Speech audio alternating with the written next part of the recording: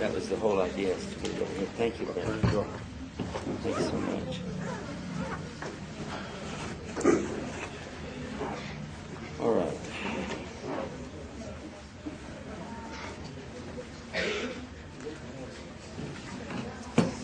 Right.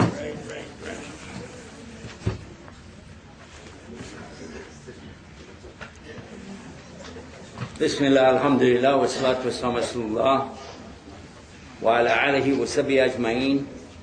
Ashhadu an la ilaha illallah wahdahu la sharika lah, wa ashhadu anna Muhammadan abduhu wa rasuluh, sallallahu alayhi wa sallam. Wa assalamu alaikum wa rahmatullahi wa barakatuh. MashaAllah. And as I was listening to Sheikh Mutahir just a few moments ago mentioning the difference between the last time we were here in Hamtramck and now, there's big changes. You guys have expanded, grown, and really demonstrated what Muslims are supposed to be doing is put things together, work hard, and improve the condition of your community.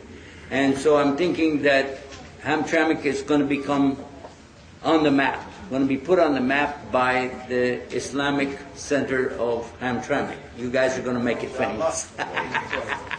They'll be thanking you, mashallah. And that's good. Alhamdulillah, we really want to focus on a particular topic. As a matter of fact, there are a number of issues, serious issues going on in the world right now, especially with Muslims. We know that. But if you don't pick a subject and focus on the subject, then what happens, you enumerate all of these different situations. You begin to talk about this and this and this and this and use up your time to depress everybody because you don't come up with solutions. So this is why we take a subject, a particular topic, we'll focus on that, we'll see what is the problem and then what is the solution and then who's going to get started and solve the problem. That's the way to do it. And I realize that there's something called Syria going on right now. Very much more maybe than some of you know because we've been there. We also are very aware of things taking place in other parts in the Gulf and in the northern part of Africa. Again, we've been there. You don't have to educate us about that. The idea, though, is to look at what is the closest, biggest single problem that we can do something about and then work to solve it. Otherwise, when you leave this room, you are more depressed than when you came in. And no solutions, nothing really out there to bring about a way to solve our problems and to be better off. And this is what we're about. So,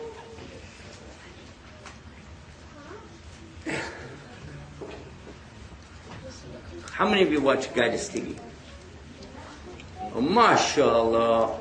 How many of you know it went off the air on Wednesday at noon? Yeah, it sure did. The satellite, I'm talking about the satellite, which is,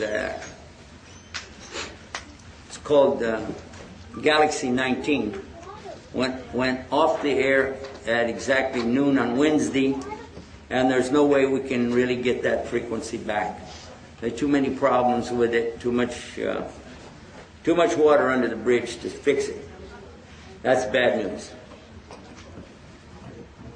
The good news is that we anticipated that it was going to happen sooner or later, so we already had a new frequency that we were building and putting in place. It wasn't ready yet, but it was there. And we've been putting a signal on it, testing it, so when we lost that signal, the one from Globecast, we put the other one from Globecast in effect within about 5 hours. It's very compressed, its sound is not good, the video is poor, but it's there. And in order for you to see it, if you already have satellite, and you'll say, well, I don't see it, you have to change the frequency. So if you go to our website, guideus.tv, click on the link that says live at the top of the page, then you'll find that it says on it, I think you got it in front of you, don't you? We had planned to do this program live today, but because of these recent events, we were not able to really do that. Is that the app? Oh, let's go. I just want to back up one step. It will? All right. He's watching it on an app. Well, you already took it off. Our apps are not affected by that. So if you watch us on iPhone, iPad, smartphone, doesn't work on dumb phones. But, by the way, did you guys ever remember the days back when people were smart and phones were dumb? Yeah. You know what I meant. The smarter our phones get, the dumber we get. Alhamdulillah. But those are all working. Those were not affected at all by this because that's a whole different server system that we have in place. So that was not affected. Also, the people who were watching us in Columbus, Ohio, over the air, that was not affected because we have that on a different source as well. The only thing affected was our actual satellite broadcast. And inshallah, that's going to be back up. The new transponder is 5. The frequency is 11836 megahertz. Polarity is vertical. The symbol rate is 20770. And the frequency is 3/4. And the channel ID is, of course, Guidus TV. Now, if you were recording that, you got it. Go home, fix it, and you got it. Or go to the web page, guidus.tv/live. Bottom of the page on the left side, you'll find the new frequency. Also, we put on there our new apps. We've added some new apps. We've got some more coming. And we're now also on IPTV and on Google TV and on Roku. So all of that is coming or in place, and we'll be adding more and more and more. So alhamdulillah for that. Let me see what we got on it right now. See what this... Now this is pulling from the website, right? So right now on the website, here it is. We're kind of happy about that. Some of you in the back, you can't see it. Let me lift it up a little bit. We're kind of happy about this because in the first day right after it happened, the broadcast was so weak, so condensed and compressed that you could hardly see, and it would freeze, and it would, I don't want to say stutter, but that's what it looks like. It looks like the image is stuttering as it goes across the screen, and the sound was really poor, but it's up, doing a lot better today, and we're happy about that. Now, let me explain what we were putting in place when this happened. We were hoping that it would stay on for another month because we've ordered a new system for high definition. And also, along with that, something called an appliance and a new system for indexing. If you've been watching it, you know that you never have any control. You don't know when something's going to happen. You don't have any idea what's going to be the next program. Or sometimes the program you're watching, it stops and another program starts. And that's because it needs something to index everything, and that's an expensive piece of equipment that does that. And it has to have a programmer. It means I got to hire more people. So rather than put any more money out there, I thought, well, let's just get everything set up, and we'll go to this step by step. Well, now we were forced to jump ahead, and this is why we've got to raise funds now, right away. Because we can probably stretch this out for another week, maybe 10 days, but then I don't know what will happen after that. I really don't. The equipment has been ordered. Some of it is on the way. Some of it is waiting for us to go ahead and pay for it. When we get it in, you're going to see some amazing stuff.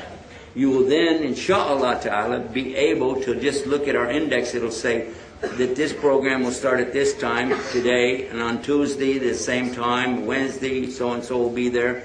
And in a half hour from now, something else. Then on the hour, things change, half hour, just like regular television broadcasting.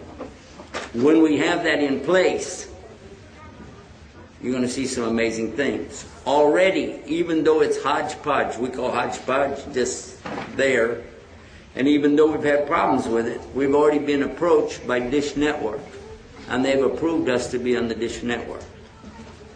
But I don't want that yet, because it means we got to pay them. Once we put the high definition in there and it's lined up like regular programming, then they come back and they'll offer to pay us to put it on. Or we can offer it free to the public, and we don't take any money, but then everybody can see it for free. And this is what we've been doing right up to now. So nobody's been paying subscription rates. That's how we keep catching the non-Muslims who will say, well, it's a free TV, let me watch it. If we charge them even 1 cent, they're not going to come. They won't, because they'll be like, why should I pay money to watch something about Islam? I can watch the news and get the truth. The very opposite of what we need.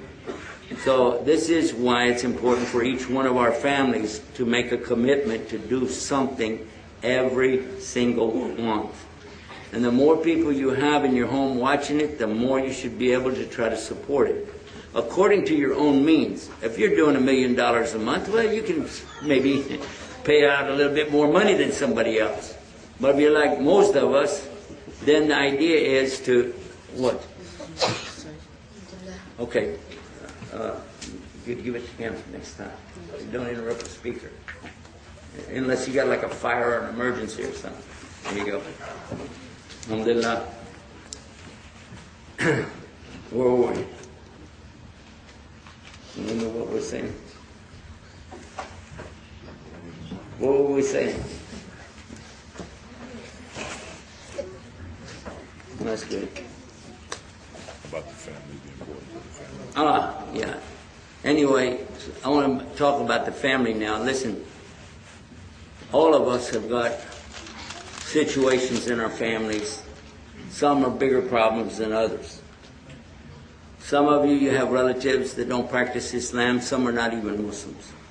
In some cases, the people you work with, the people that work for you or you work for them, have the wrong notions about Islam.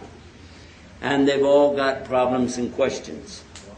We have already provided the answers to some of these questions so many times that we recorded them and put them up on Tube Islam, and then even went so far as to write them up and put them on our newsroom and on our other websites. We have 2,400 websites for Islam.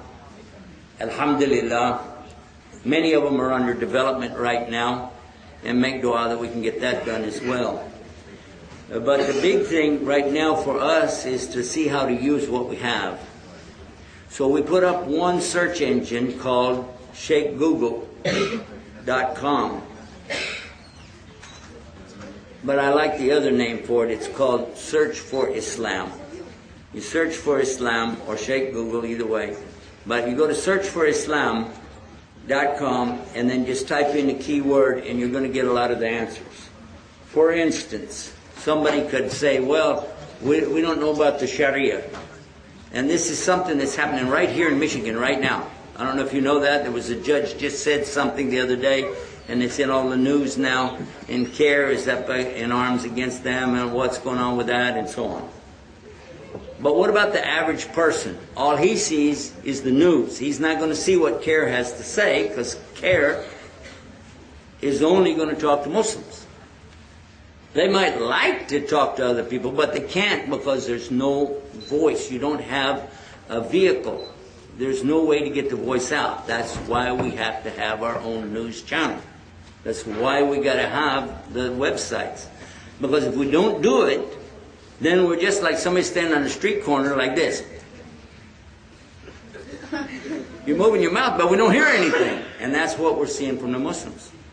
Even, now listen how serious it is. Not only are we frustrated because people are saying what we know is not true about Islam, but our own youth are getting more exposure to the lies than they are the truth. Because I'm going to ask you a question. How many of you, anybody under 20 years old, how many of you spend at least 30 minutes to an hour every day on the internet? Raise your hand.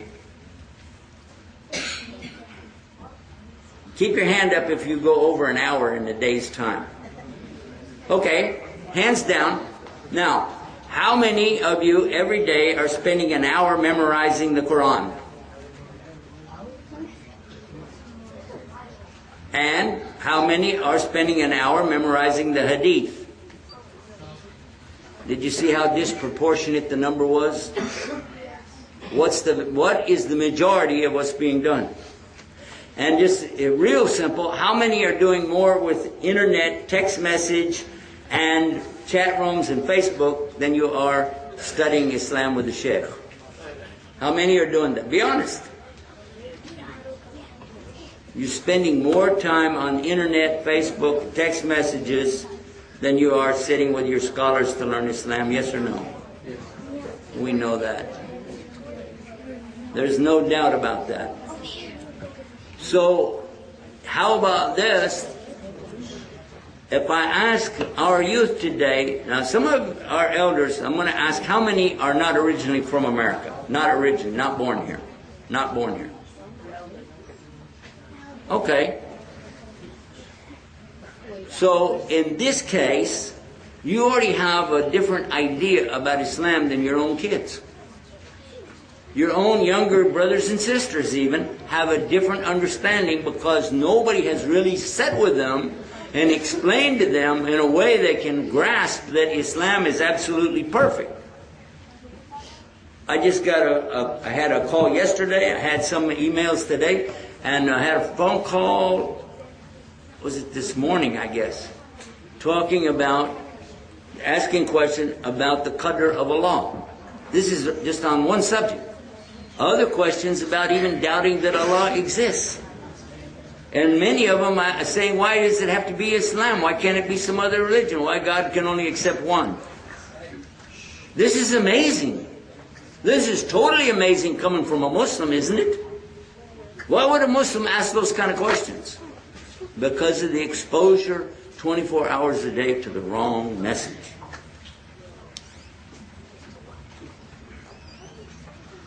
Everybody believes in Allah, raise your hand. Good. I'm happy to see that. Anybody here doubts it? You have a doubt maybe there's no Allah? Okay, that's very good. But listen to this. You guys can just shout it out if you want to. You don't have to raise your hand. We believe in Allah, so where is Allah?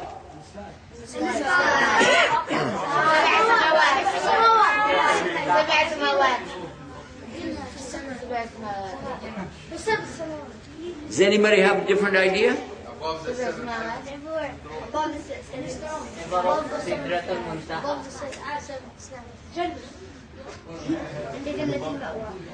Okay, I'm very impressed.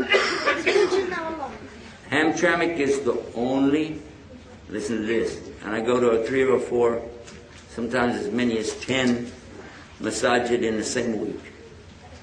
I'm always in a masajid and schools. I've asked this question many times. This is the very first time here in Hamtramck that the majority said the right answer.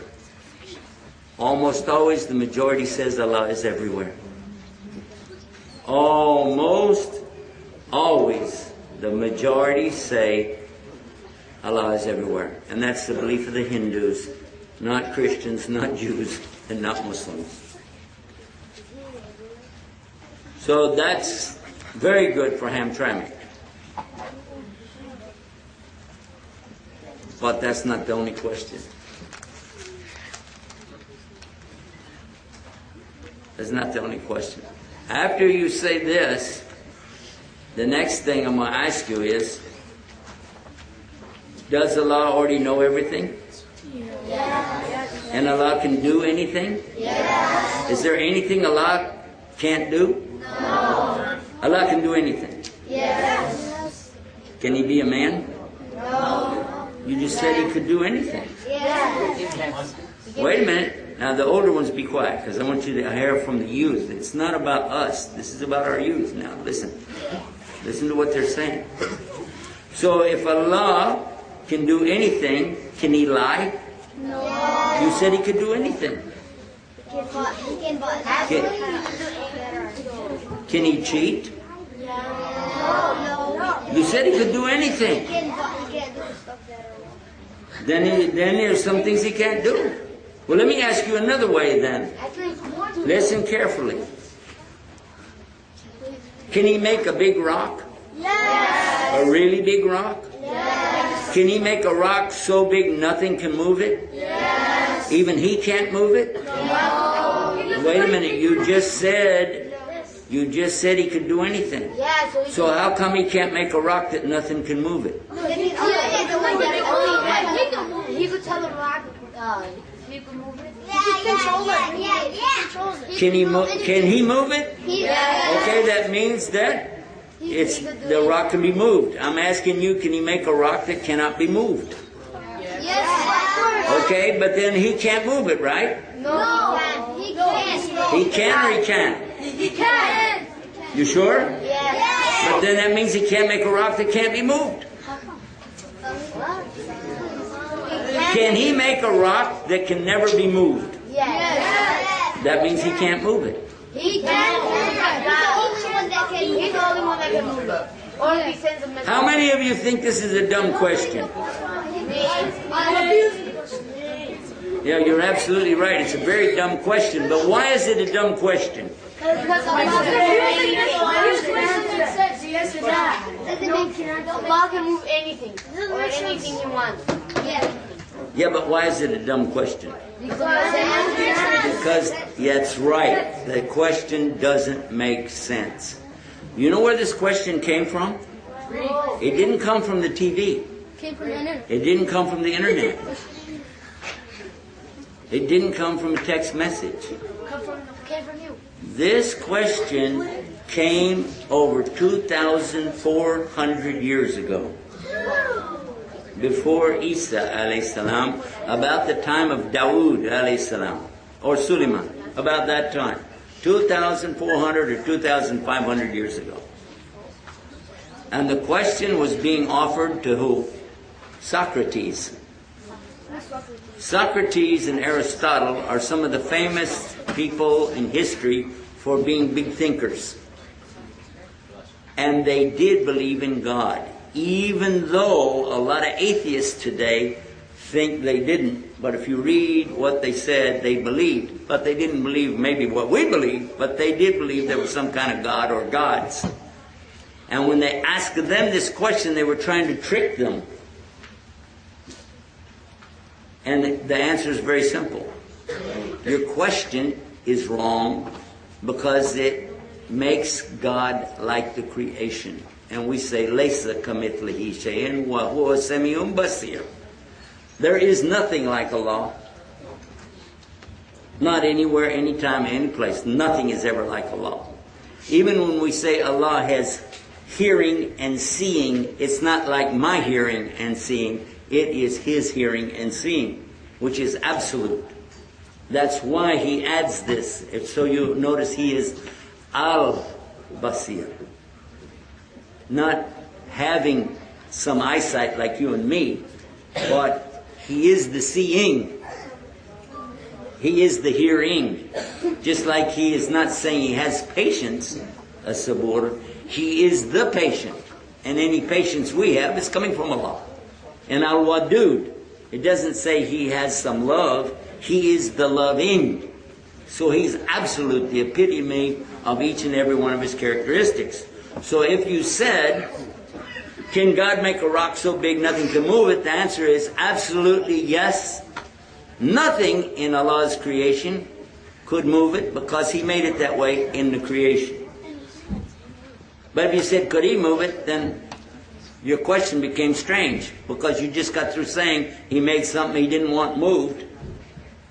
And He doesn't change His mind, by the way. It would stay there non-moved. If He wanted it moved, He would have already had a plan for that in the beginning, so it wouldn't be a problem. And anytime He wants anything, He doesn't move it like I moved this book. That's not how Allah operates, is it?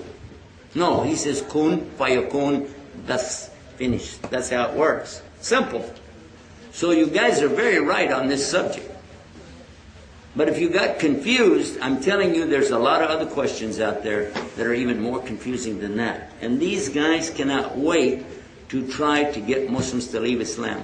The missionaries in the Muslim countries have spent years and a lot of dollars trying to convert Muslims to go to Christianity. Many. And over a 20-year period in one of the countries near Asia, in that Asian area, they spent, I'm not exactly sure how much the money amount was, it was a lot. They had about 40 people converted over a 10-year or 20-year period. That's all. And they caused a lot of trouble in the communities. Since then, the missionaries take a new route. If you can't convert them to Christianity, at least convert them out of Islam. That's the opposite for us. If they don't want to become Muslim, I don't want them to leave Christianity. At least stay as a Christian. Don't leave Christianity. Because at least there's a hope for them. That later they'll be guided. But when somebody becomes an atheist and leaves belief altogether, then what's going to be their hope? So this is one of the very big realities that we have today, that they're doing that here right now on the internet. They're doing it with text messages. They're doing it with emails. They're doing it with websites. Everything that they can to put out this message again and again and again, attacking the very core of Islam. Another thing that they'll throw out there is against the qadr of Allah. Earlier we heard our brother Jazallah Khair telling us about what are the 6 pillars, the 5 pillars of action, the 6 pillars of belief. These things are critical to know and understand what's Islam. To believe in Allah, wa malaikatihi wa kutubihi wa rasuli wal yawm al-akhir wa of the qadr of Allah. So to believe in Allah, the angels, His books, His prophets, the Yawm al-Qiyamah. But what's number 6? Qadr of Allah. If anybody's questioning that, if they have a doubt on that, where's their Islam? It's mandatory.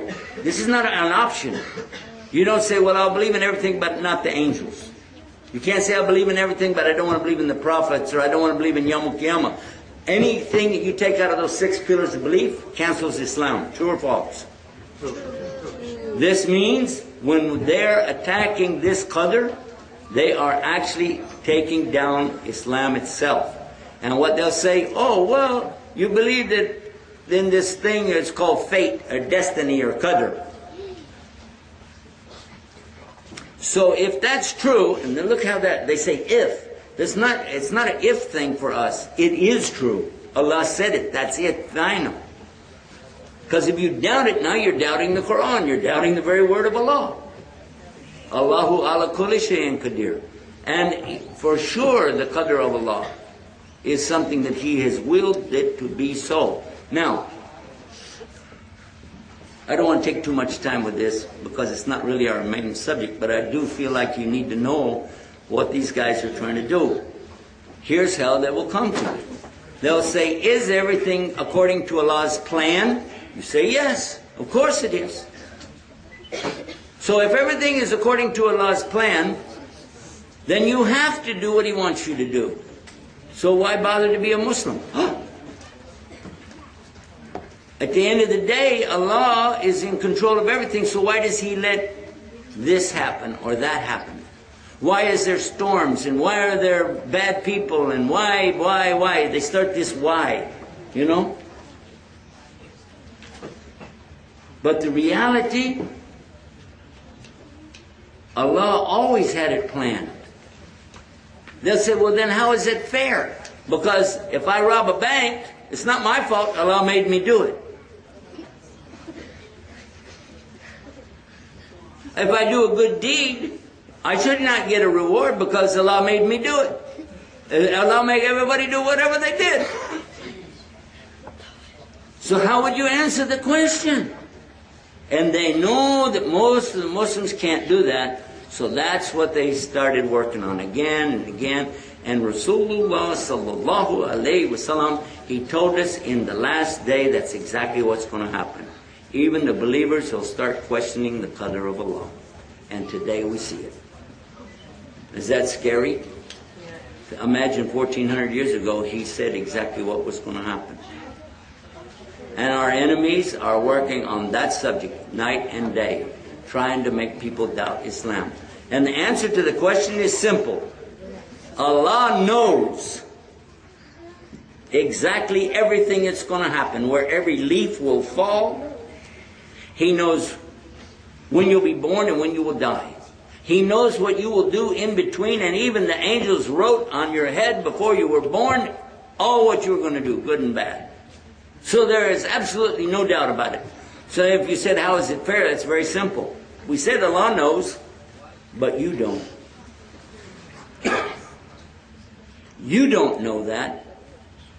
So you are the one who makes choice. You don't have free will. That's another question they bring up. They say, where's your free will? Islam doesn't teach there's free will. And by the way, if they say they have free will, you say it means you can will something. Why don't you will me a new BMW in the parking lot out here with a motor running and a free tank of gas for the rest of my life? Huh? Go ahead. Will it. You can't do it.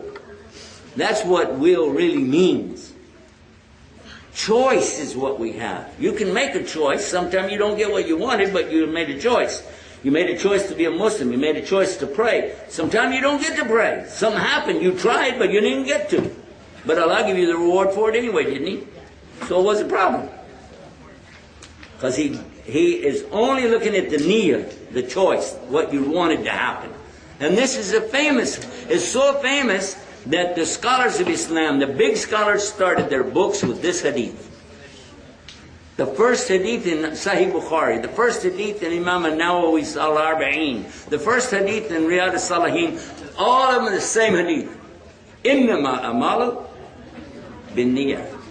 All the amal, all the action is going to be according to your niyyah. What was in your heart, what did you want?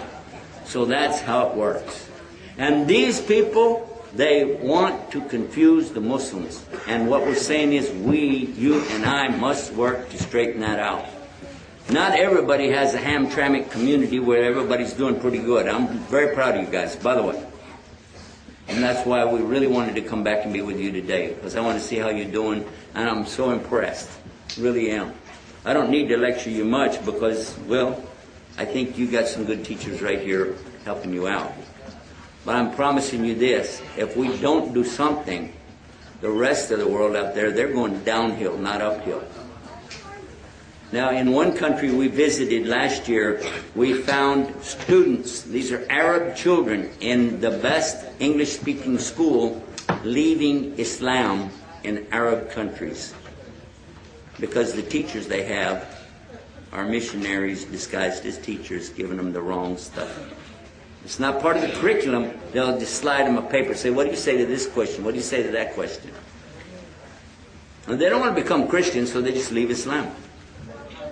One sister with hijab came to me after the class and said, I'm not a Muslim. I said, what do you mean? You're in high school. She's not a kid, you know. She's in high school. You're telling me you're not Muslim. You dress like one. You don't have to. It's an English school. She said, no. My parents are very strong in Islam. They're very religious. But I don't believe there's a God. I said, what? And she started those same questions I just asked you. I said, where did you get these questions? My teachers. And she said, when I went home to my mother, she told me, shut up, just believe it.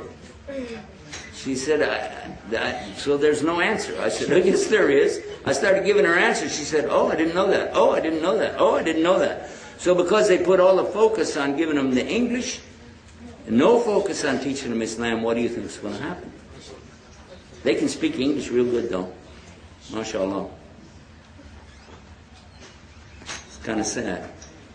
Then this year we had one who got up on the stage, on the microphone. We opened it to questions and answers. And he's a Muslim. Said he was raised in Saudi Arabia, but he was in another Arab country. He took the microphone. He said, my name is Muhammad. I was raised in Saudi Arabia, but I'm here now. I'm 24 years old. I think that's what he said, 22 or something. Anyway, he said, and I left Islam. And we were on Al Jazeera, Al Arabiya TV, Guidance TV. We were live broadcasting this. And everybody just looked at him and went, oh. Now, it became my problem because I'm broadcasting this to 2 million homes. More than that, we had Al Jazeera there. That's what they say is another 50 million homes, something like that, around the world. And he thought he just dropped a real bomb on us, you know. But Allah put something in my mind, and I smiled and I said, well, you just proved something. You proved that a lot of people, non-Muslims, are wrong. He said, what? I said, yeah, you did. I said, these people here are your friends? He said, yeah, this is my guys, I know them, and some over here. Some of them were shocked when he said that. But he said, those are my friends. And they said, yeah, we're his friends. I said, what you just proved is Muslim countries don't cut off somebody's head if they leave Islam. So stop saying we do that. And he went, I said, did anybody cut off your head lately? Everybody started laughing, you know. I said, why don't you come up on the stage? And he did. I said, why don't you believe in Allah? He said, there's no proof. If you show me any proof, I would believe. I said, really? Really? Pick 10 people out of the audience. So he did. I said, pick young guys. They came up on the stage. I said, all you guys live here? Yeah. All of you speak Arabic? Yeah. All of you speak English? Yeah. Good. You know this guy. So I want you to just tell the first one something and let him tell the next one to the next one, the next one. Let's see what we come up with at the end. He said, oh, you're going to try to prove the Quran. I said, just do what I tell you. So I took him forward and then I whispered to him. I said, okay, here's what you tell him. Tell the first guy, there are 10 people that are hungry. 5 of them want pizza. 5 of them want the hard crust. 5 of them they all want pizza. 5 want the hard crust, 5 want the soft crust. And then they want to order breadsticks, and the guy will bring it in a Volkswagen. Can you remember all that? Yeah. He said, yeah. So I told the first guy. And the first guy, then he leaned over and told the next one, and the next one, and the next one. Got down to number 10. I said, come and tell us what you heard. He said, there were 5 guys, and half of them were hungry and wanted pizza, the other half didn't. I said, that's it?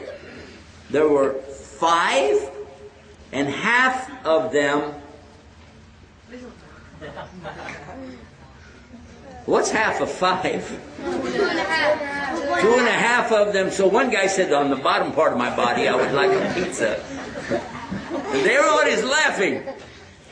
I said, are you sure that's what you heard? He said, that's what he told me.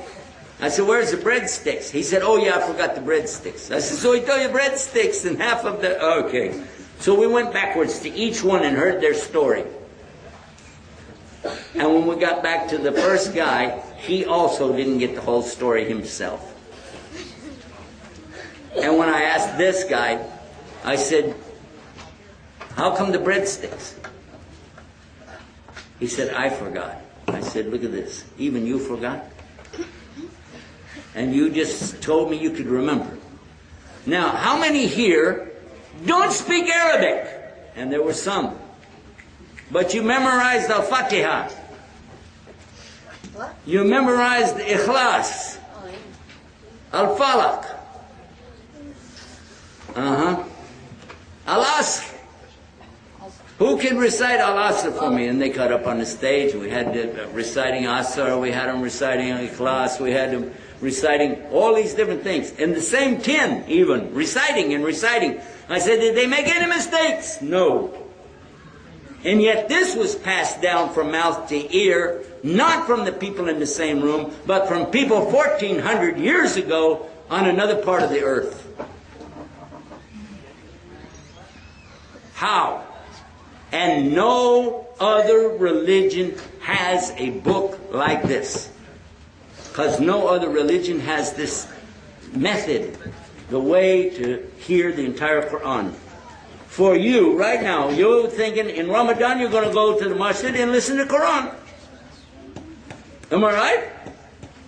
And you have no doubt. There's a reciter, he'll have all of it. He's not going to stand there with a book and go, let's see what page am I on. It won't do that, right? If he did that, you'd be like, Sheikh, excuse us. What happened? We'll never accept that.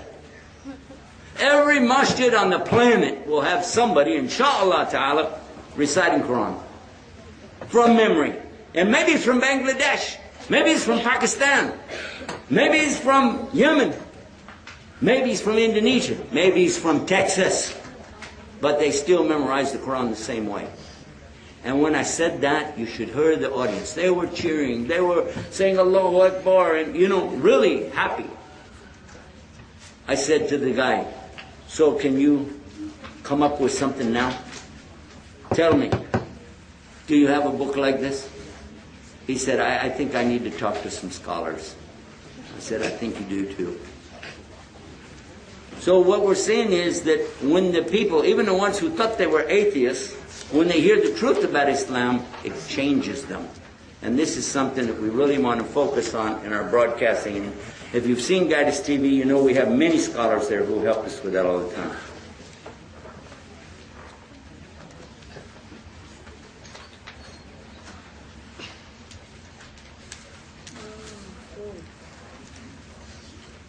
Is there anybody here that knows the book that's better than the Quran? Yeah? Okay. If you will, well, I can't see you wherever you are. Huh? Okay. Can you stand up at least? No, I was just saying some might say that.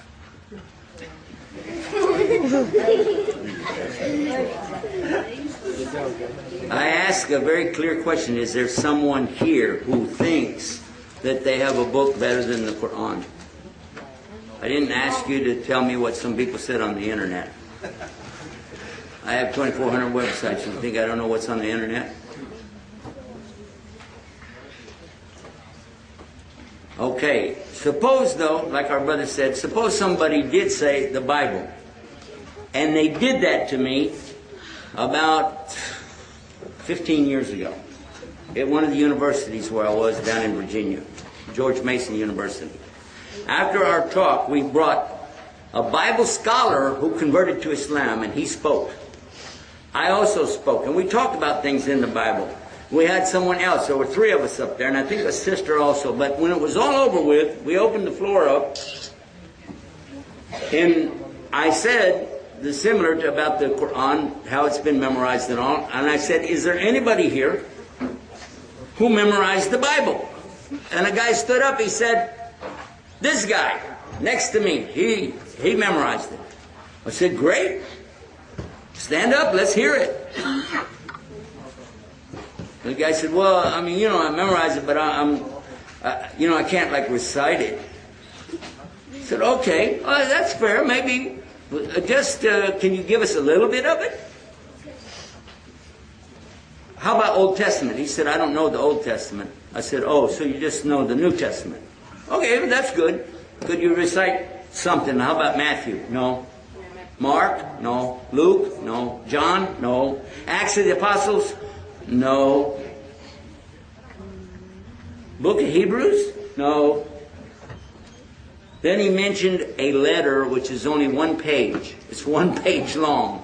Okay? But fine. I said, at least recite that. Because in my life I never heard anybody ever recite the Bible, so I would be so happy to hear it. Please begin. This is a letter was written to... I said, excuse me, stop. Stop. I ask you to recite it for me from memory in the original language. You're speaking English. There was no English 1,000 years ago. It didn't happen until the Normans invaded the Saxons in the year 1066 AD. So you need to at least go back to a language that's from the time of the prophets. I'll accept it in Aramaic, in Hebrew, or Arabic. Go ahead. He said, I never heard any of those languages. So you memorized 1 page out of English, and you're not even sure what it was, and you think that compares to the Quran. Ajib. And all of them today, they don't know that the Quran is verbatim, the exact words, the exact message. It's not something where we have to sit there and try to figure out what's missing. Most of the Christians don't realize that what they do have of copies are many generations afterwards, and they're torn up into pieces, and where they don't have words, they laid out the pieces and looked at how the pieces fit together, and in between where words are missing, they guessed what the words would be. That's how they did it. And when it was a big blank and just a little bit of a framework, like a jigsaw puzzle, they would take what they already had and say, yeah, that's close enough, let's just put all these words in there that they already had from something else. That they guessed at the whole entire book. And this has happened again and again and again. And many times they'll try to pass it off and say, well, there's a few words different, few sentences, but it means the same thing. It means what you want it to mean. And I know that because I've been in many different churches. When I was a Christian, I used to go to all of the churches because I sold musical instruments to them. I had to know what kind of music they like. I need to know what they like in the Bible, what verses they like, so that when I'm talking to them, I will show them what they like. And I know that they will take one verse, and in this church they give a meaning to it, but that church will give a different meaning. And another one over here will give another meaning. And some will even say, well, that probably wasn't in the real Bible, like that. But they still want to believe, and so on. So, for anybody to compare the Quran, if they think they can compare it to something, they didn't understand what's the Quran. I'm sorry. It doesn't work. And they're wasting their time and ours too. Anyway, for those who are not Muslim and they want to know what's Islam, we have a website called What's Islam. WHATSISLAM. Not what is, just what. Somebody already got what is. WHATSISLAM.com, because when you go there, you're going to see video explaining the very basic thing. One of the things we always like to do, and listen carefully because I'm going to finish with this, we like to always mention what does the word Islam mean, because no translator ever translates it when they bring it to English. For whatever reason, it's the only word that nobody has tried to really put out there in translation. They say Islam. The translation of the words in Al Imran, chapter 3, verse 19, in Adina in the Lahil Islam. The translation, it says, for sure the only religion with God is Islam. But Islam is an Arabic word, isn't it? So why they didn't translate it? And throughout the Quran, and I'll just give you one other reference, Al-Yawmu akmaltu lakum dinakum wa atmamtu alaykum ni'mati wa raditu lakum Islam ad-dina. Huh? And they will translate it, on this day have I perfected for you your religion and conferred upon you my biggest favor, and chosen for you as your way of life, deen, way of life, Islam. It still says Islam. So if they don't know what's Islam, they'll just say, well, that's terrorism. Islam is, oppression. Islam is, and they're giving meanings to a word just like they do in their Bible. They don't have a clue. But the fact is, the word Islam is so powerful you can't translate it to English. It does not translate as a single word. It has a composite nature for English. You would have to get at least 5 words to get the essence of real Islam. From aslama, which is the verb, it comes from the root sin lam mim. Aslama, or aslama, is surrender. Now, complete surrender. And submission, total submission to the will of God, obedience to His commandments. Bear with me now. Surrender, submission, obedience. Now the big one's coming up. Listen to this. Sincere. You have to be sincere. That's in the word. We're not talking about the religion. We're talking about the word itself. Sincerity is there. Ikhlas, the real sincerity, is in the word Aslama. Surrender, submission, obedience, sincerity. Now, before I give you the fifth word, I want you to think about this. Can you force people to be sincere? That's stupid. As soon as you say force, there's no sincerity. As soon as you pressure somebody, that's not from them, that's from you. True?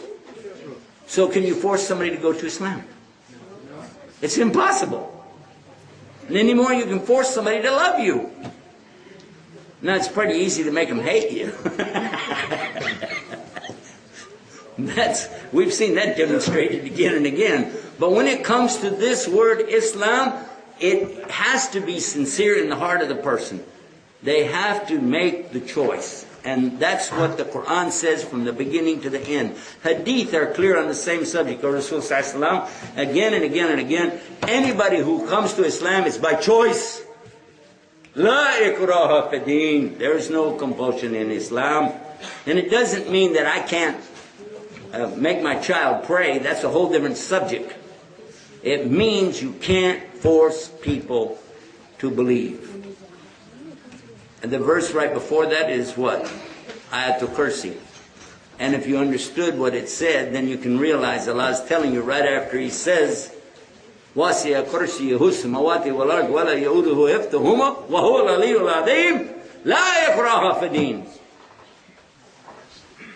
You heard who is Allah and who is not. You don't want to believe after that? Okay, you don't need Allah's deen. But now you know, you understood. So if somebody really wants to know, all they have to do is ask God to guide them. And that's what I did 22 years ago. And that's what everybody does before they go to Islam. They ask Allah to guide me. And Allah guides them. And if you want to be close to Allah, you ask Him. And He'll bring you closer. And that's the real secret. It's not much of a secret, is it? Just ask. And it used to be in their Bible. I found some of it in their Bible. It says, ask, and you will receive. And we believe that. You ask, Allah will give it to you. Seek, and you will find. If you go looking for knowledge, Allah will give it to you. And knock, and it will be opened. That's in their book. That's in the New Testament. They said, Jesus said it. Ask, seek, knock, and it will be opened. What will be opened to you? Well, I'll give you a clue. What is this thing called? A book. Well, it's Quran, yes. But it's a book, right? And if I want to get the information, what do I have to do? Open the book and read. I have to open it, right? So, what's the name of the very first chapter in the Quran? Fatiha. What does that mean? Opening. That's the clue for the real Christian who really believes in God, believes in Jesus, and he says, God, guide me. He's not praying to Jesus, he's praying to the one that Jesus prayed to. He says, God, guide me. And then what will happen? Allah will guide him. And when they open this, they'll realize it. And when they come to Idina Siratul Mustaqim, inshallah, Allah will wake them up to the deen. Alhamdulillah Rabbil Alameen, huwa alladhi ja'ala al-muslimin, wa salatu wa salam ala Rasul al-Kareem, wa ala alihi wa sahbihi ajma'in. Rabbana atina fi dunya hasan wa fil akhirati hasan wa qina adhaban nar. Allahumma salli ala Muhammad wa ala ali Muhammad kama sallaita ala Ibrahim wa ala ali Ibrahim innaka Hamidum Majid. And alhamdulillah Rabbil Alameen. So, do we have anybody with us today who's not Muslim? So far on our program, you've been able to follow everything okay? Absolutely. No problem? We're very happy to have you with us today, brother. What's your name? What? Your name? My name? Jimmy Smith. Tim? Jimmy. Jimmy. I'm getting old. Need to turn up my hearing aid. It's nice to have you We with us. also share the same state. Yeah. You're from Texas, I'm from Texas. Where in Texas? Beaumont. Beaumont? Ah, the Golden Triangle. Yep. That is where the oil thing started. Almost 100 years ago. The big oil hit down there in the Golden Triangle, Beaumont, Port Arthur. Yeah. And Orange. Yep. Yeah, see, I grew up in Deer Park. Okay. Deer Park. Deer Park, on the way to Houston. Never heard of that. Yeah, it's a little village. Alhamdulillah. But anyhow, as far as what we talked about today, did it make sense? Oh, absolutely. Have you thought about Islam before? Oh, I am. And did you ever hear the explanation of the meaning of the word before? Yeah. This is the first. Me either. Until I came to Islam, I couldn't figure it out.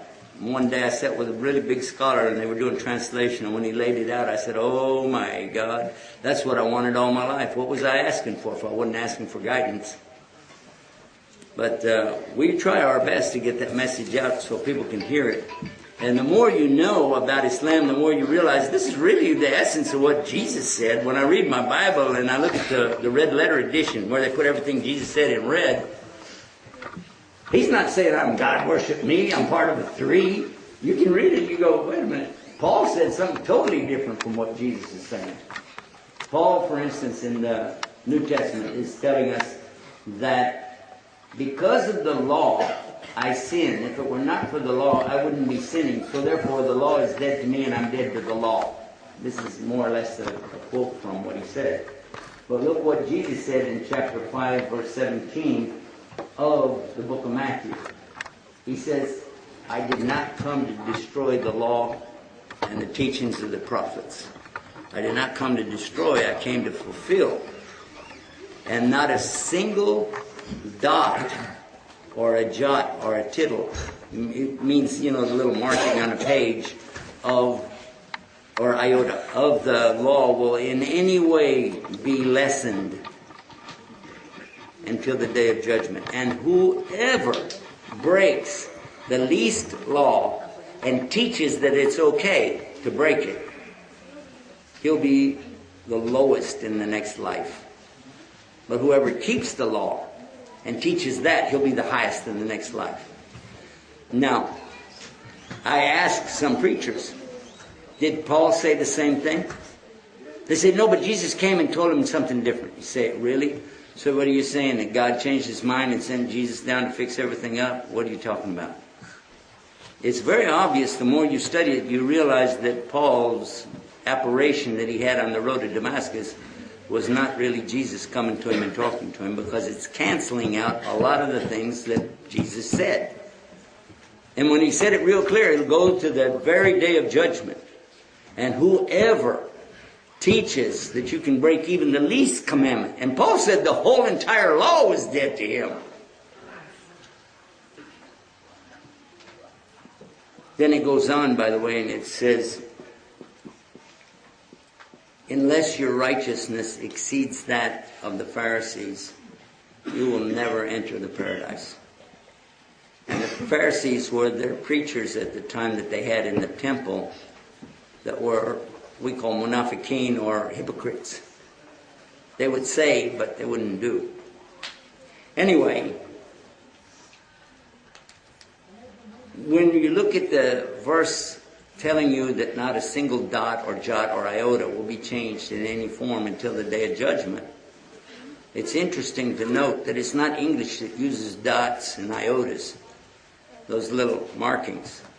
It's Hebrew and Arabic that use that, because they have little tiny letters. There's one that's called a hamza, a little, you can hardly see what it is, it's just a little mark on a page. But if you take it out or change it, it'll change the word and the meaning of everything. And not a single one has ever been changed in the Quran. So, and I'm not trying to sell you on anything, I'm just asking you, what is your thinking on Islam at this stage in your life? At this stage in my life?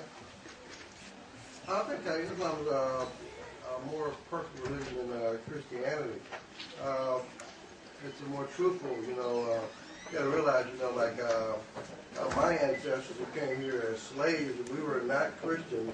We have 500,000 who actually made it to the shores of America, were Islamic.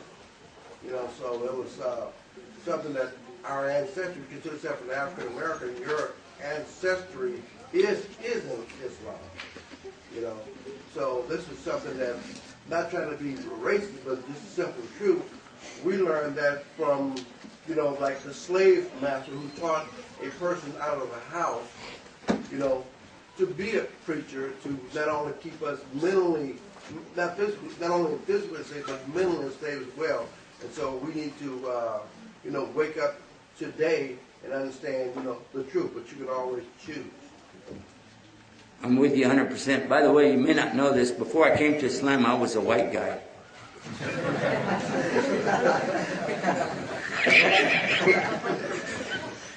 I got over it though. But it's funny. The thing is, like there's like over 1 billion Muslims in the world, and all of them can't be from the Middle East. All of them can't be in Africa.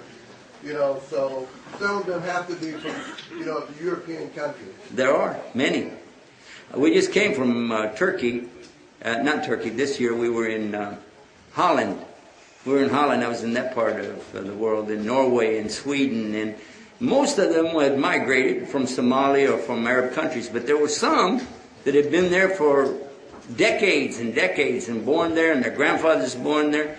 So there were Muslims really around the world. Some actually in Indonesia outnumber any other country. The number of Muslims in Indonesia is outnumbering all the rest of the Muslims in any other country.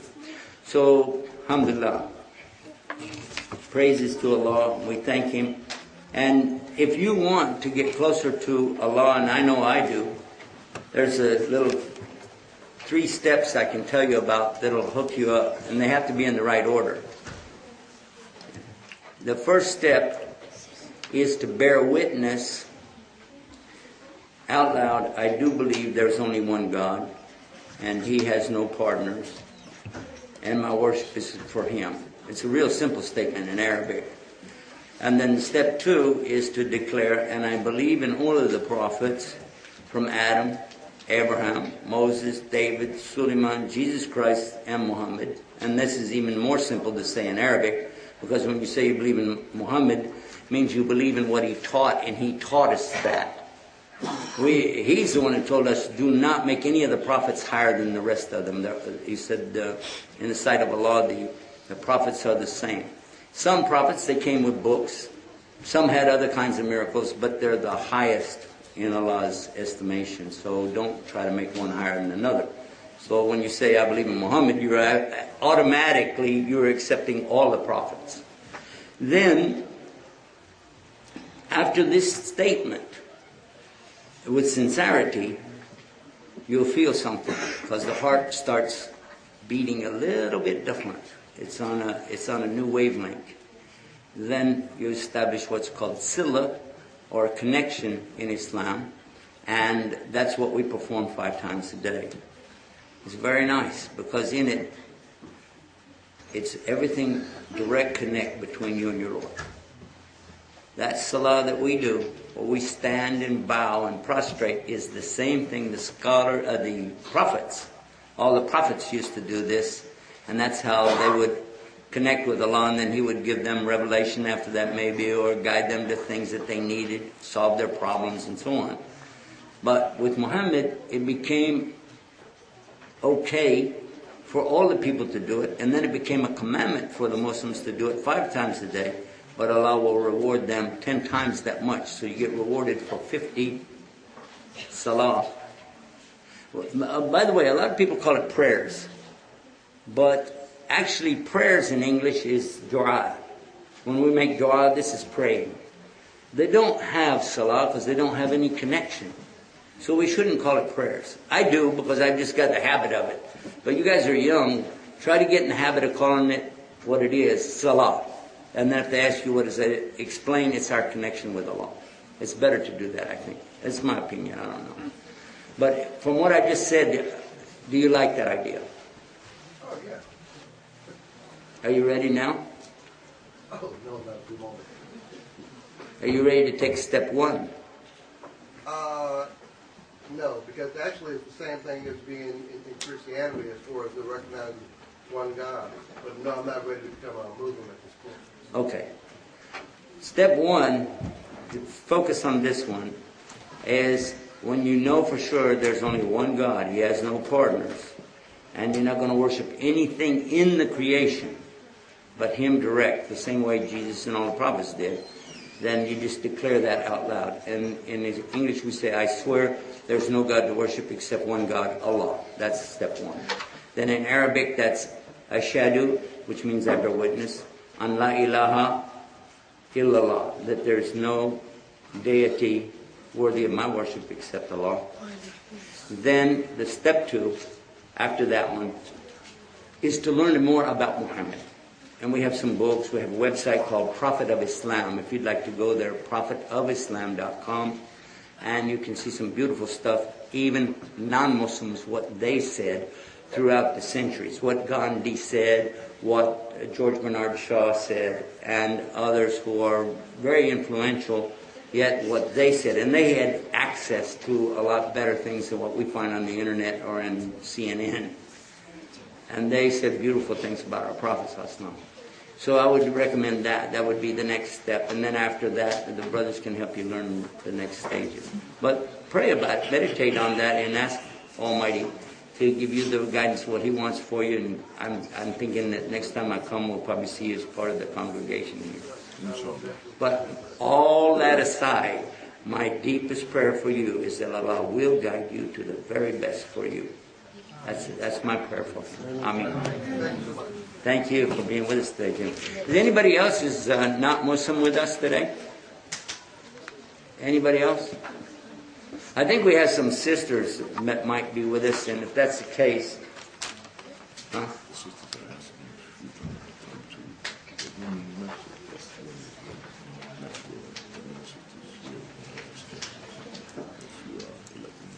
Yeah, if our sisters have any questions, what they can do is just write them down and send them over to us. That would be great. I'd like that very much. And in the meantime, sisters, if you're listening to me, I know sometimes it's hard to hear because other sisters are talking. Alhamdulillah. But I have a website for you. It's called Islam's Women. ISLAMSWOMEN.com. And if you're as soon as you go to it, you'll see subjects about marriage, hijab, and things like that. But there's also a section in there for questions and answers. So click on some of the links until you find where it says QA, and you can start asking your questions right there. And if you still don't find the questions, the answers to the questions you have, there's a website called Search for Islam, SEARCHFORISLAM.com. And there it's like Google. It's, in fact, another name for it is called Sheikh Google. We have that, S-H-E-I-K, no H after the K. SHEIKGOOGLE.com. And type in your keywords and you'll be able to find answers.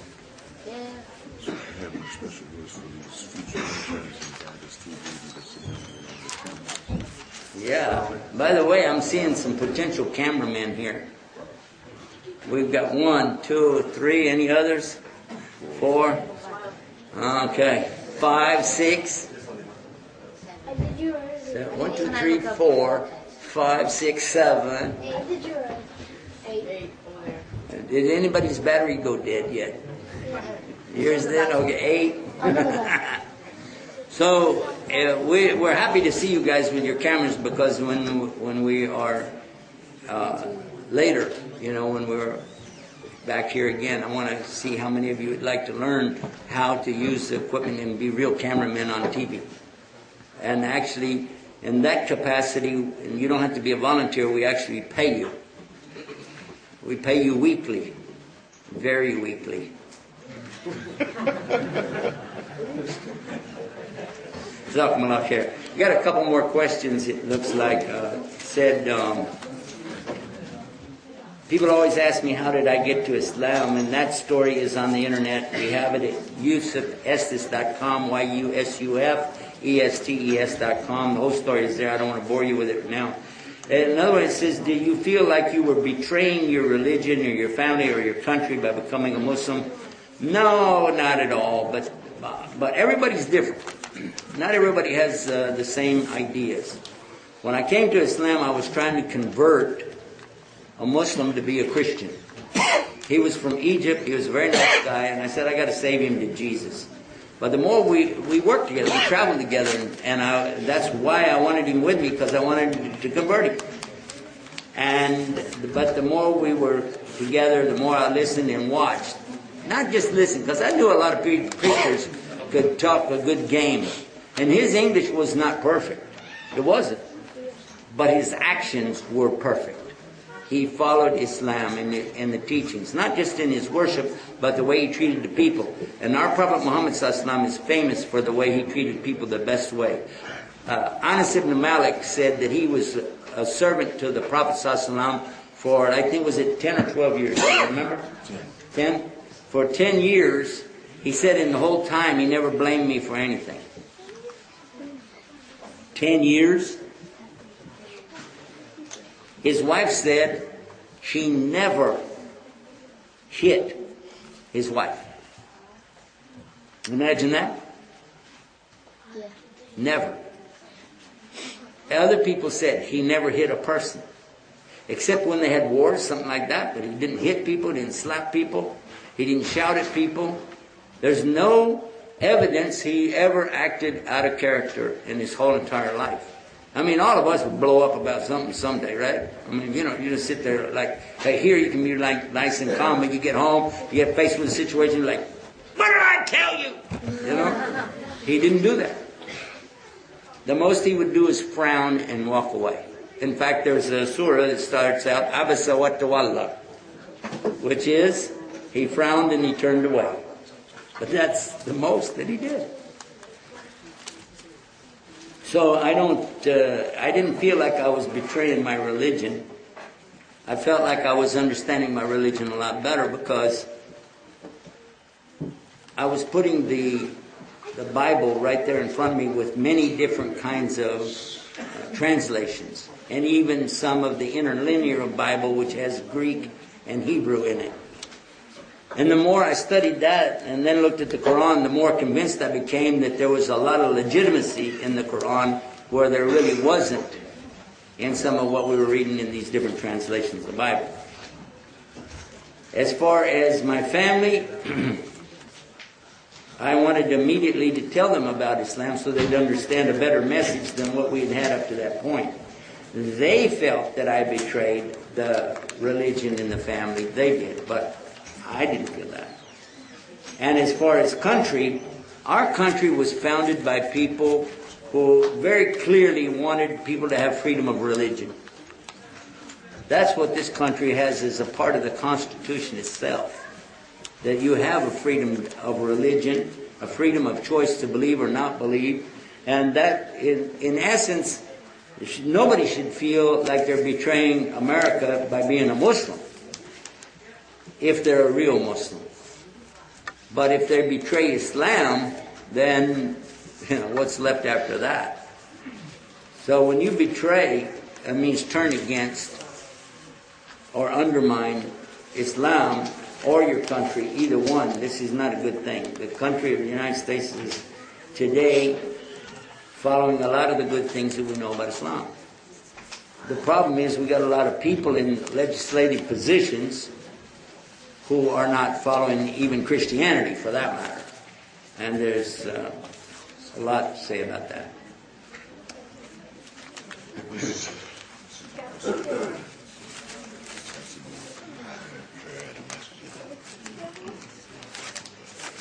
Here's a question. It said, it's not related to my topic though, so quickly I'll read it to you. It talks about when the sun's red twilight disappears after Maghrib prayer, because some mosques pray after Isha, pray Isha right after Maghrib prayer, about an hour to an hour and a half. And is it allowed? There are a number of opinions about these situations. This is called fiqh. And in order to understand fiqh, the first thing is to understand the basis aqidah. And once you have aqidah in place, then you get into these areas. You do not try to determine any of this on your own. You should always go to scholars that are versed in that particular area. And you don't take somebody who is, let's say, he memorized the whole Quran, so you assume he knows everything about Islam. That is not true.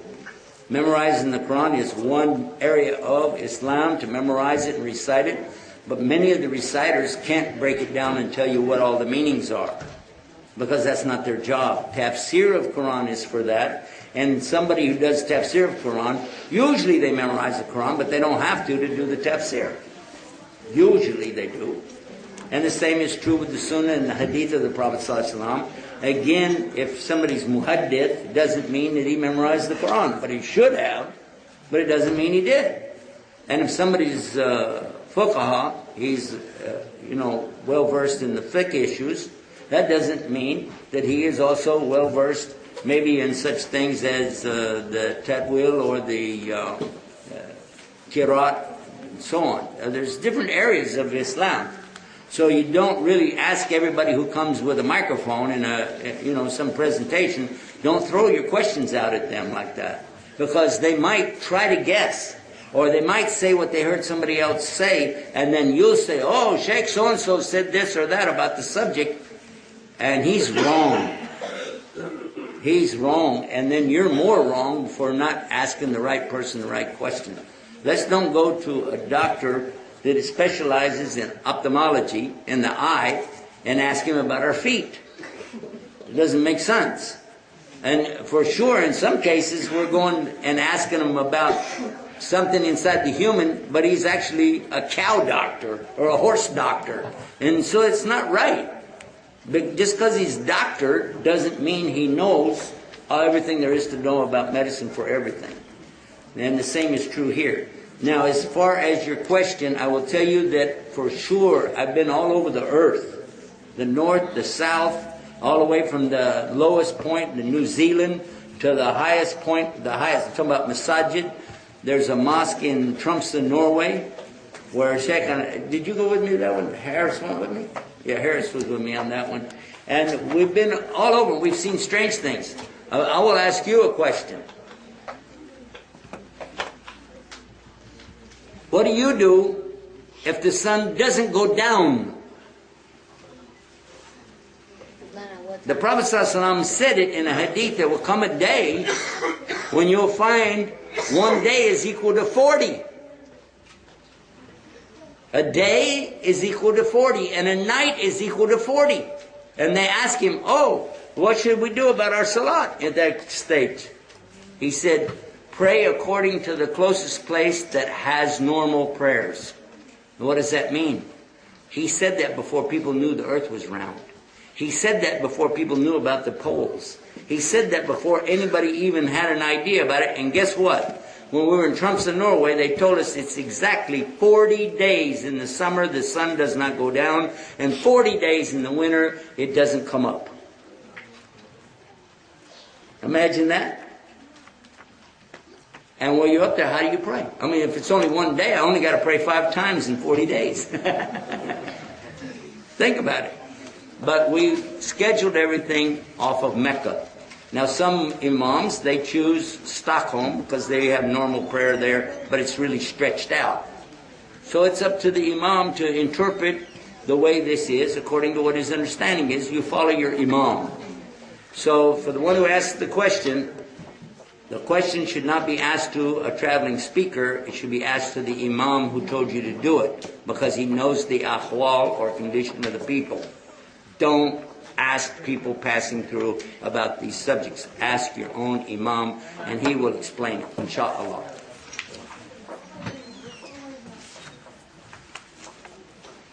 This is from a sister. She said,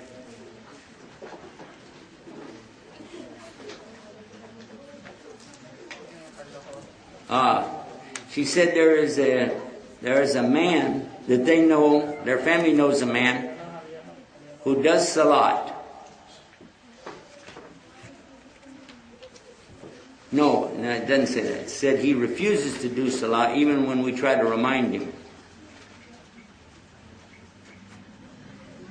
And he watches bad stuff on TV.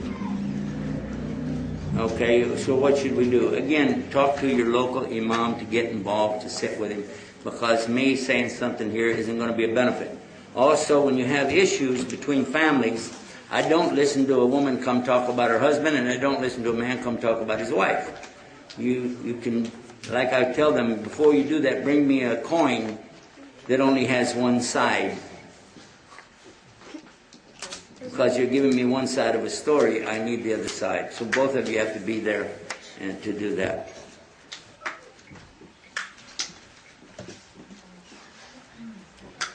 Here's a question. How do I answer a child who asks me where did Allah come from? And how was he first formed, or how did he first come to be? That question, the Prophet ﷺ predicted this question would be asked. The people didn't ask him that, but he said it would be asked, and he told us what to tell him.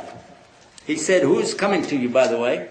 He will ask you, who made the sky? You say Allah. And who made the mountains? Allah. Who made everything? Allah. Who made Allah? And what are you supposed to do? Go ahead. A'udhu billahi minash shaitanir rajim. Just say, I seek refuge with Allah from the condemned devil, because this question is stupid. Just like the other one we asked. Yep, there's many answers to that. But Allah is eternal. He always was and always will be. And so if you say, who formed him? Nobody formed him. He always was. It's strange who will say this is the atheists. The atheists are saying it, and they're stupid because, listen, they're the ones who say the universe has always been here. They say that. But if you say, no, the universe wasn't, the one that created the universe was always here, they'll say, well, how could anything always be there? You just said the universe. Well, yeah, but the universe is different. Yeah, okay, it sure is. Thank you very much. Have a good day, you know. The universe is what was created, not Allah. Allah is the creator of everything, but Allah is not created. Hello. But they don't get it. They don't want to. So you just, for a child, one thing you need to do with that child is to get them away from whoever you're exposing them to, because very obviously they're getting that from television or school or someplace where they're hearing this from some very wrong-minded people, because that is not a natural question for a child to ask. Sheikh is reminding me it's time to move forward on this. Yeah. Why are we here? That's a good question. Why are people here? Why? To worship God. Actually, who can tell me what Allah said? What did Allah say about it? No, he said it in Arabic. If you don't know it in Arabic, you don't know it. What did Allah say our purpose of life is? What? What? Aha! There we go. وَمَا خَلَقْتُ الْجِنَّ وَالْإِنسَ إِلَّا لِيَعْبُدُونِ. The meaning of it in English is what? Allah said He did not create jinn and mankind except to worship Him alone without any partners. And that's a derivative of the words themselves. I didn't give you the exact words because it doesn't give you all of that. You have to know what ibadah means. Anyway, why are we here today with you is because we want to see how you guys are doing in Hamtramck, and we're glad for you. And one of the other things is, I've already told you earlier about Guidance TV. See this? This bumper sticker right here will promote Islam, it will promote our beliefs, and it will promote our TV channel, and it will not get your windshield broken out. Because it doesn't say Islam on it, it just simply says worship the Creator, not the creation. I'm going to ask our guest, Jimmy, if you will, just that part of it. It says worship the Creator, not the creation. Do you agree with that? 100%? 100%. 100%. All right. And I've said this many times. All the Christians that I've met will say, I agree with this 100%.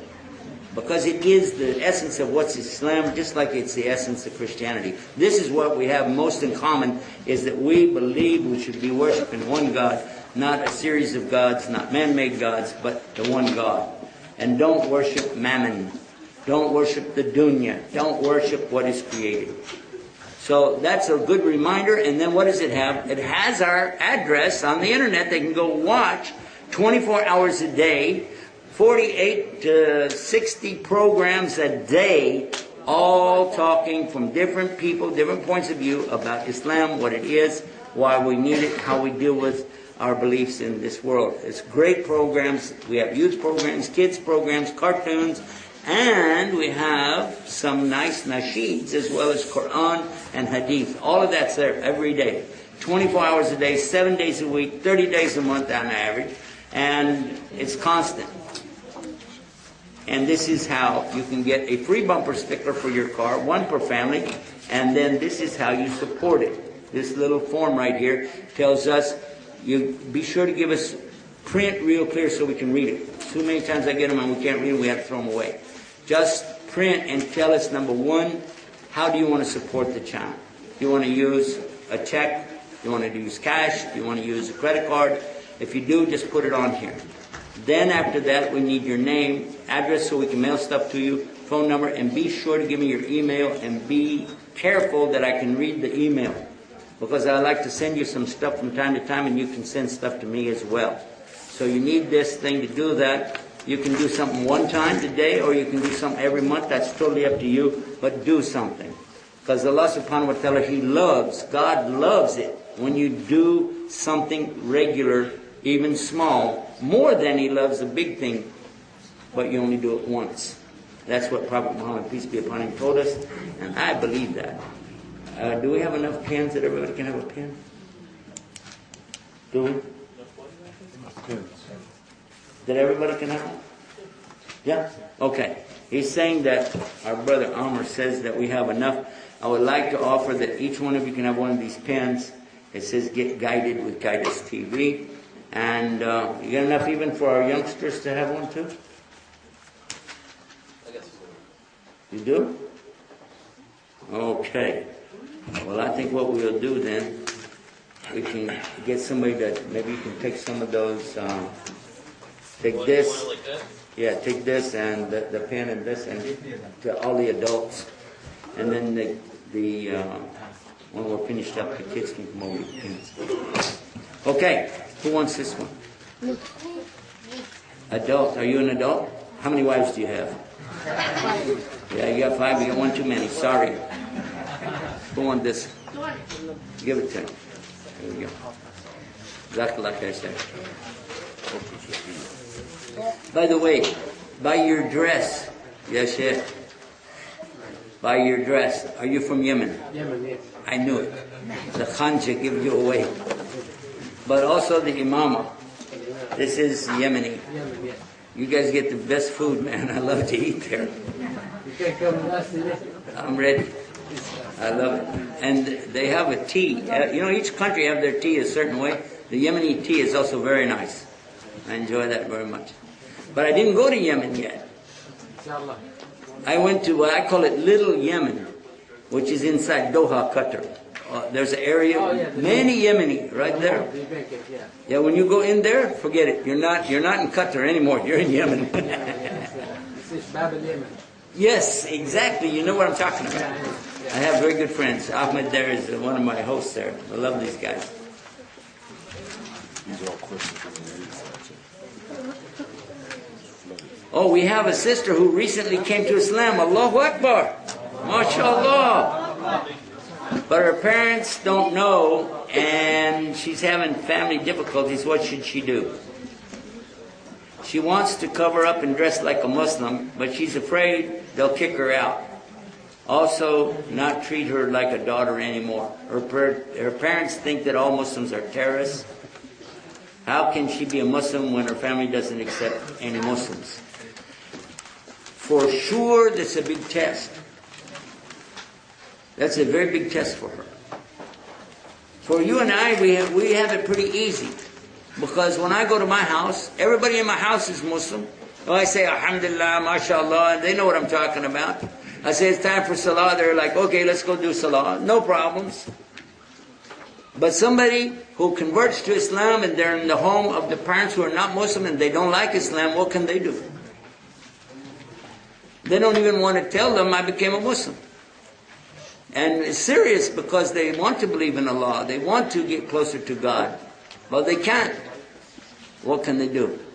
This is where our community comes in. We are supposed to have a community strong enough to help them, to give assistance to them, to back them up. Now, if they're underage, like this person is less than 18 years old, there's some legal ramifications involved, and you got to be careful about that. You would like to help them, but you can only go so far. Otherwise, you can get in trouble. They'll make a problem for you. And if you tell them, well, like you can come and stay in the masjid, or you stay at somebody's house, and their parents say, hey, that's my kid, I want my kid back. And what are you going to do now? So be careful. I recommend that you find out some more details, talk with your local imam, and but keep this in mind. In Islam, they have to always be good to their parents, no matter if their parents abuse them. We have many examples of the early Muslims being abused and tortured and everything to leave Islam, but they still were respectful to their parents. So you have to tell them about this. Just because the parents are being bad to you, you can't be bad to them. It's very serious. It's a big test.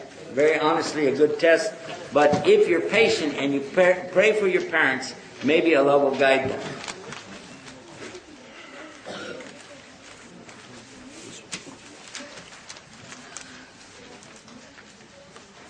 Now that's funny, this is right on the same subject. There was a sister, she was disrespectful to her father, and he passed away.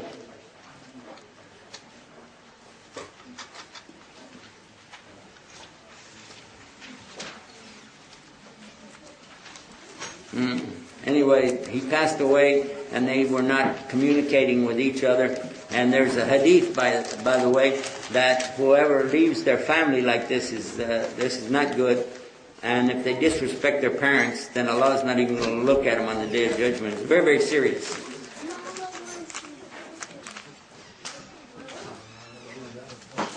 So it says, the question is, can she give her gold away to go for Hajj for her father? She has no mahram, so she can't go to Hajj alone. Yeah, she needs to talk to a scholar about this. I recommend talk to Kareem Abu Zaid. Kareem, that's Karim @guideus.tv, and give him all the story. And if you want, maybe he'll give you a phone number. You can talk to him, and that would be better than me trying to answer it. Now here's somebody who wants to marry a newly convert brother. So this is a girl. She wants to get married to a brother who converted to Islam. But the imam said no. He said because he does not know his rights or her rights. And they live together unmarried because of this. Whoa, okay. Again, write to Kareem Abu Zaid and he will tell you the details on that one. Kareem, that's Karim @guideus.tv.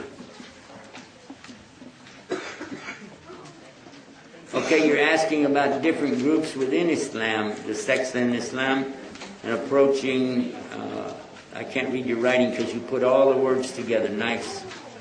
Those letters look really nice. I have no idea what you're saying, though. Again, write to Kareem Abu Zaid and he can give you a lot of good answers on that stuff. Ask about domestic violence. You shouldn't do it. It's easy. It said, in polygamy, is it okay for all the wives to live in the same house? Islam does not allow polygamy. It never did. The subject in English is polygyny.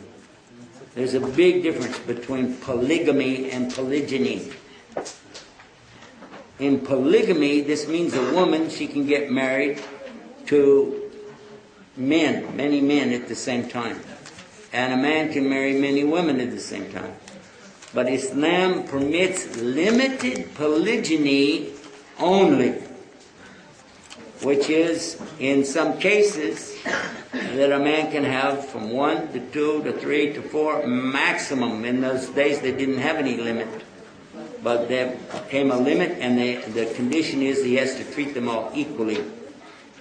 So, it's a big difference.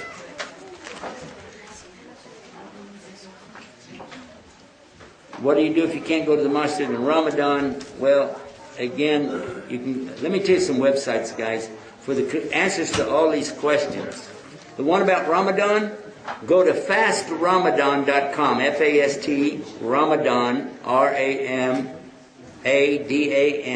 Ramadan.com, and look for the question and answers. You'll find that over there. On the subject of polygyny, go to islamswomen.com, and you can read about it over there. If you don't find the answer you want, go to searchforislam.com and type in the word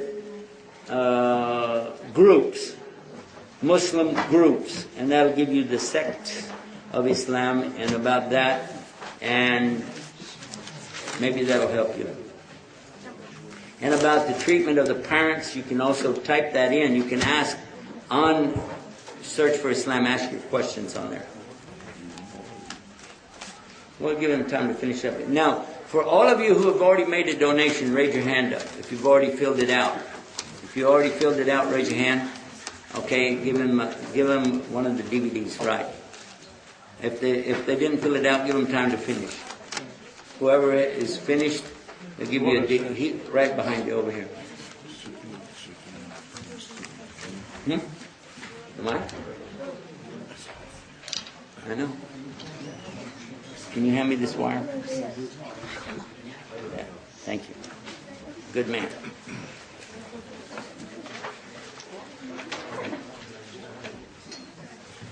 Now, I feel better. I don't hear the echo in my head anymore. Assalamu alaikum. While we're passing out the support for Guidance TV, I know that many of us in the Muslim community sometimes we question the importance or the unimportance of whether or not to watch TV in our homes, whether it's haram, whatever. The reality is that TV, the television, is one of the leading molders of culture and identity. And whether we like it or not, our children are going to watch the TV. If not in our own homes, when they go to their friends' homes. We were in London a couple of years ago at the Global Peace and Unity Conference sponsored by Islam Channel. And there we happened to have met a rabbi whose purpose was to help promote the Palestinian state and against the state of Israel. But that's beside the point. What he did there was to make a very important point. When we told him we were working to establish this TV channel for Muslims here in the West, he was surprised that there was no Muslim TV channel.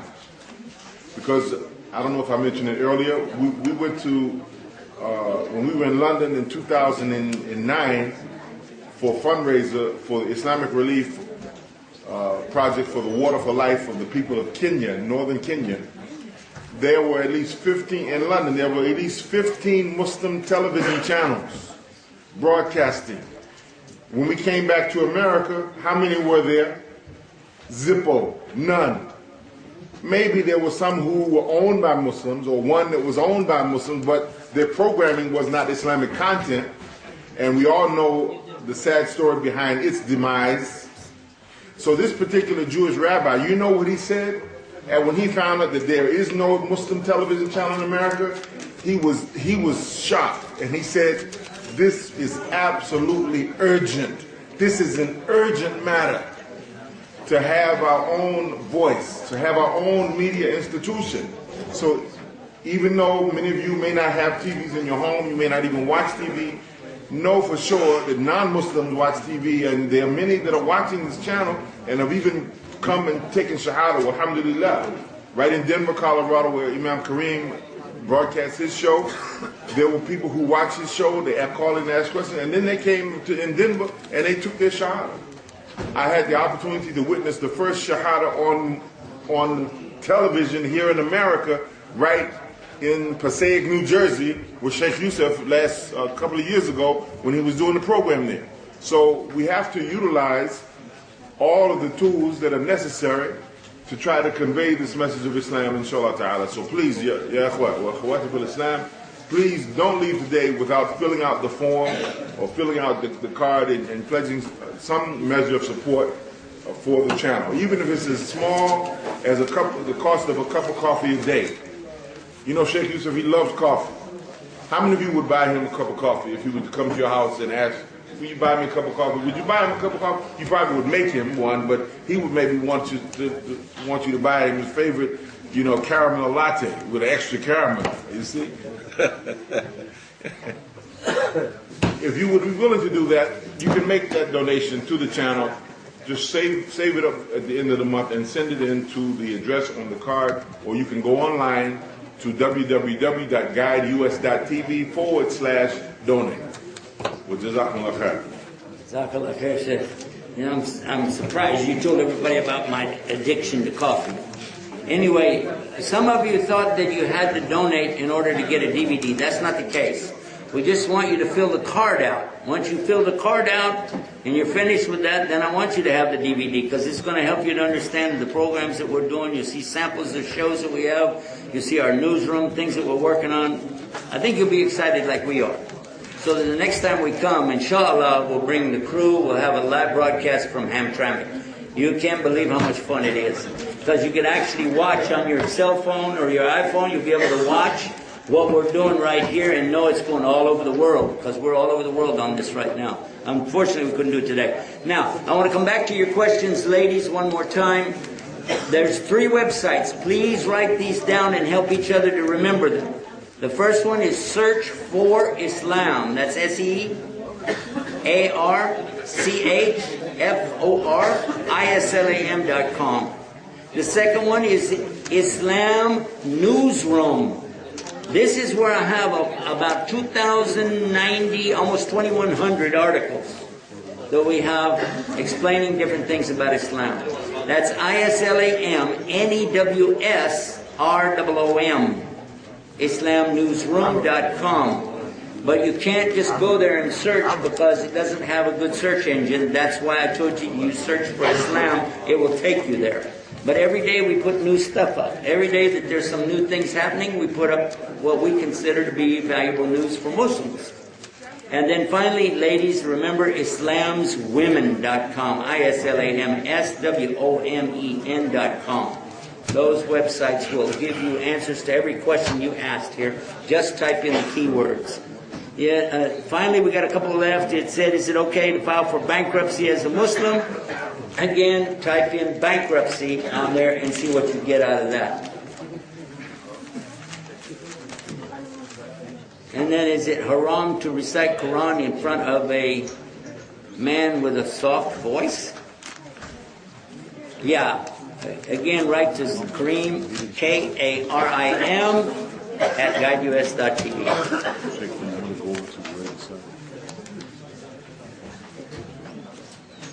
If we have any sisters who are ready to accept Islam, we will be happy to come over there. But I don't need to come over there just to hear the same questions that I just got through reading to you. And I already told you what the answer is going to be anyway. They ask about wudu, if you listen to music or go dancing. Yeah, ask Kareem. He loves those kind of questions. You have so many beautiful questions. I'm going to ask you guys, please write them to Kareem at guideus.tv. Fill up his mailbox, give him something to do. That's Karim at guideus.tv. He called? MashaAllah. MashaAllah. He's getting text already, huh? And be sure to put this on your car. If you don't have a car, put it on your bicycle or your motorcycle. If you don't have a motorcycle or a bicycle, then put it on your refrigerator. If you don't have a refrigerator, now you got problems.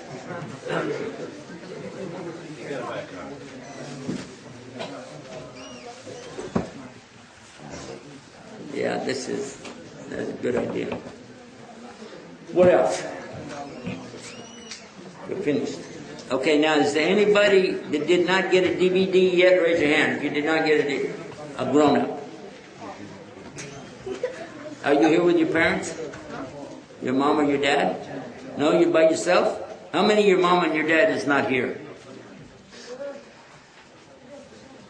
Okay, if you're old enough to drive around in cars and stuff, it doesn't matter. Your parents not here? They dumped you off? Don't you feel special? Yeah, I bet you do. They always do that to you? Your parents drop you off? Where's your mom? Not really. My mom left after a little bit. She left you. No, she left me with my big sister. Oh, I see. Where's your parents? You walked over here? You sure you didn't just get lost or something by accident you came in? You wanted to be. Well, we want you here. We want you to be here. You're our brother. Oh. Well, I'll tell you what. For the ones who your parents are not here, I think we should give you a bumper sticker anyway. Okay? You can have mine, and there's some more over there. Why don't you take some of those, and you go on this side of the room, and you take some of those, and you go on that side of the room. Make sure everybody gets one. And then if you get extra ones, then as you pass by the cars out in the parking lot, just slap it on there and run.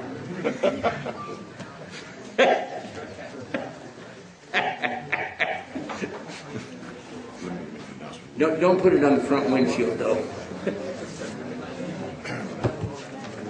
We would like to let you know that we're going to be at the Tawheed Center, inshallah ta'ala, after Salat al-Asr this evening at about 6 o'clock. That's at the 29707 West 10 Mile Road in Farmington Hills. And then after Salat al-Maghrib, we'll be at the Islamic Center of Detroit at Mark Twain Street in Detroit. Tomorrow, after Salat al-Dhuhr, we'll be at the American Muslim Society in Dearborn on Dix Avenue, West Vernon Highway. And then after Salat al-Maghrib, we'll be at Masjid Mu'adh ibn Jabal. So if you'd like to join us at those occasions, locations where we'll be for the remainder of our visit, we'd be glad to have you. You want me to read the announcement again? If you like to, if you can also go to our website, islamevents.com. All of the events are posted on the calendar there. Okay, so they're all after the salah, the different salah, inshallah ta'ala. جزاكم الله خيرا بارك الله فيك وسبحانك اللهم وبحمدك واشهد ان لا اله الا انت واستغفرك واتوب اليك. السلام عليكم ورحمه الله وبركاته. أفمن شرح الله صدره للإسلام فهو على نور من ربه فويل للقاسية قلوبهم من ذكر الله